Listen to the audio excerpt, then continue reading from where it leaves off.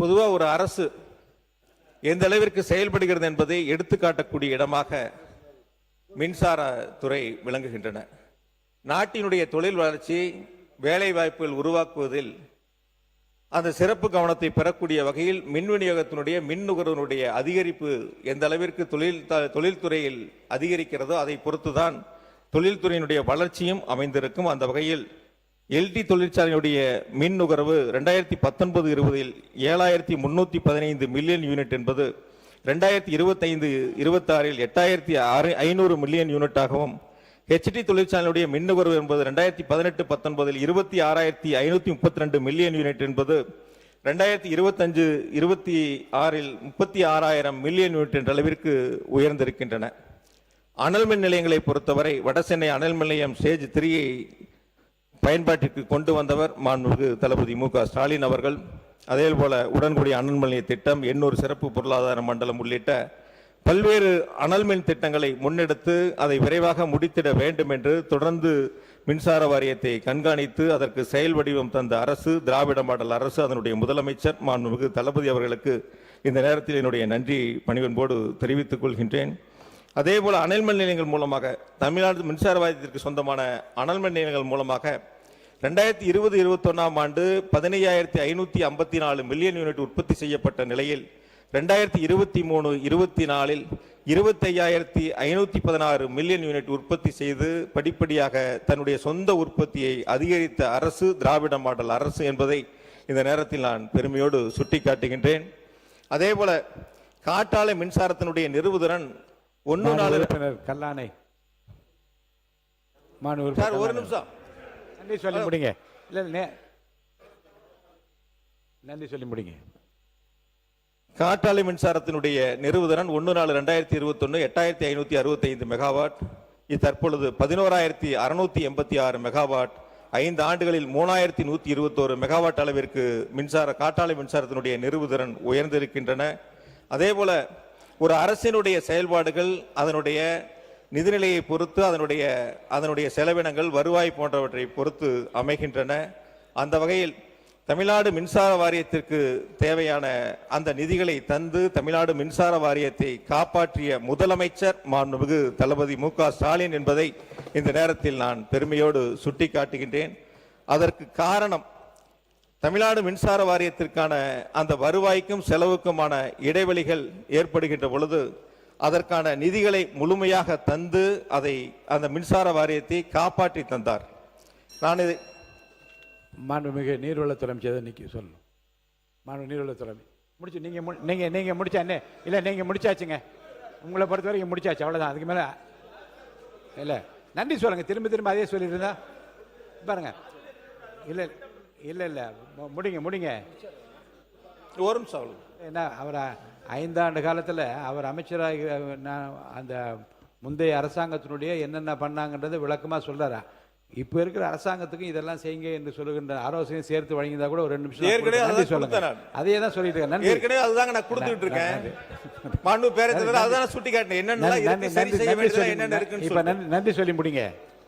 மாண்புமிகு பேரவைத் தலைவர்களே, 2016-21 வருவாய் பற்றாக்குறை 58,534 கோடி மின் வாரியத்தினுடைய இழப்புகள். அதே 2021-26 34,447 கோடி. குறிப்பா 2020-21 14,542 கோடி மின் வாரியத்தினுடைய நஷ்டம். அது 2025-26 933 கோடியாக குறைத்து காட்டிய அரசு திராவிட மாடல் அரசு என்பதை இந்த நேரத்தில் நான் பெருமையோடு சுட்டி காட்டுகின்றேன். அதாவது வாரியத்தினுடைய செயல்பாட்டுக்கு ஒரே ஒரு உதாரணத்தை மட்டும் சொல்லி நேரத்தில் அருமைகருதி நிறைவு செய்கின்றேன். உலர் சாம்பல் விற்பனர் நம்முடைய அனல் மின் நிலையத்தில் அது 2020-21 ஒரு வருஷம் 92 கோடி வருமானம். அதே 2024-25 241 கோடி வருமானம்.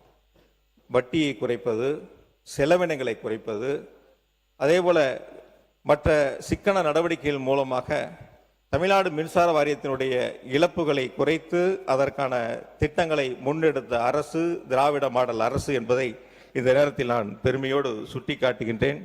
சிறப்பு திட்ட செயலாக்கத்துறையின் மூலமாக எங்களுடைய சட்டமன்றத்தினுடைய எதிர்க்கட்சி தலைவர் அந்த துறையை மிக சிறப்பாக வழிநடத்தி ஒரே லைன் தான் சார். சார் ஒரு லைன் அவ்வளவுதான். இல்ல போதும் போதும் சார் ஒரே லைன். இல்ல போதுங்க.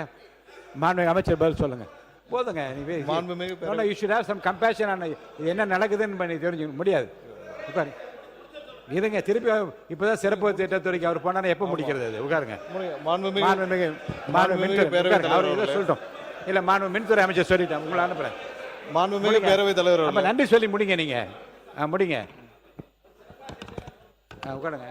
ஒரே வரி இறுதியாக மாண்புமிகு மின்துறை அமைச்சர் அவர்களுக்கு தமிழ்நாடு மின்சார வாரியத்தினுடைய கடன் 2,47,000 கோடி என்று பல்வேறு காலகட்டங்களை சுட்டிக்காட்டியிருக்கிறார்கள். கடந்த காலங்களில் 1,59,000 கோடியாக இருந்தது. ஒரு ஆண்டுக்கு 15,000 கோடி வட்டி கட்டி அந்த கடன் சுமை அதிகரித்திருக்கின்றன. ஒரே ஒரு கேள்வி மட்டும் இறுதியாக, தாவேக அரசில் 5 ஆண்டுகள் மின் வாரியத்தில் கடனே வாங்க மாட்டீர்களா?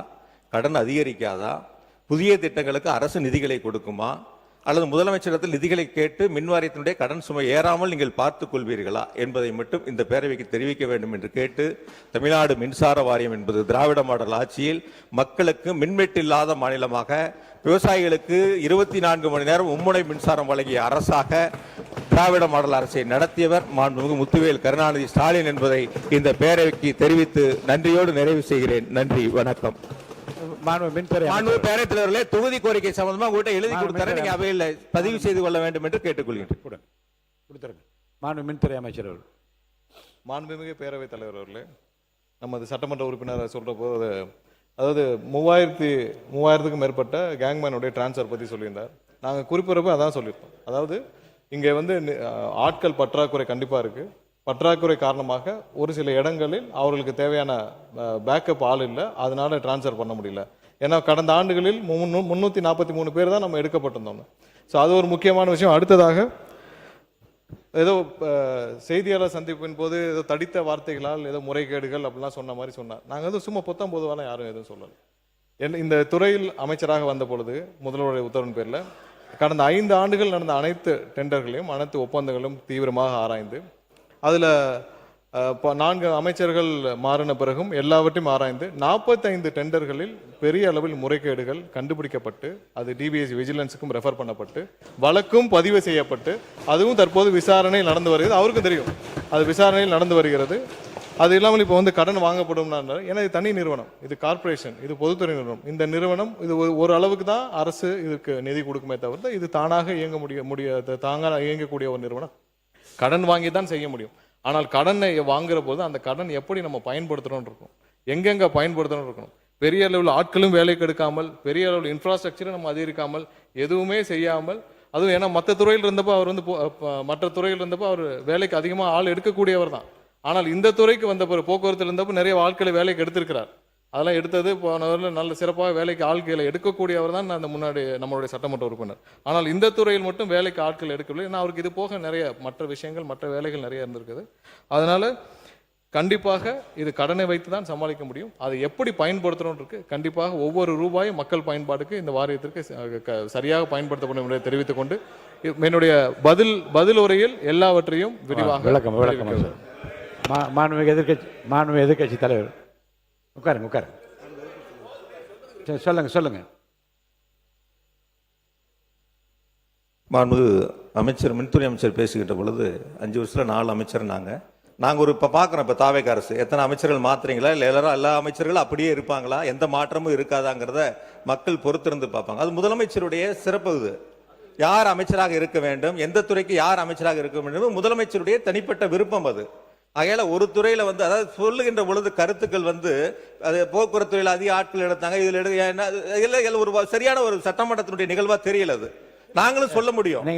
நீங்க வந்து இது வரைக்கும் எஸ்சி கூட்டமே நடத்தல, மின் விநியோகத்துல மின்சார விநியோகத்தை செய்வதற்கான கூட்டமே நீங்க நடத்தல, அப்புறம் எப்படி சீரான மின் விநியோகம் செய்ய முடியும்? அதனாலதான் தமிழ்நாடு முழுக்க மின்வெட்டு ஏற்படுது. லேசா மழை பெஞ்சா சென்னையில 2 நாளா மழை இல்ல, கரண்ட் இல்ல. இது யதார்த்த சொல்றேன்.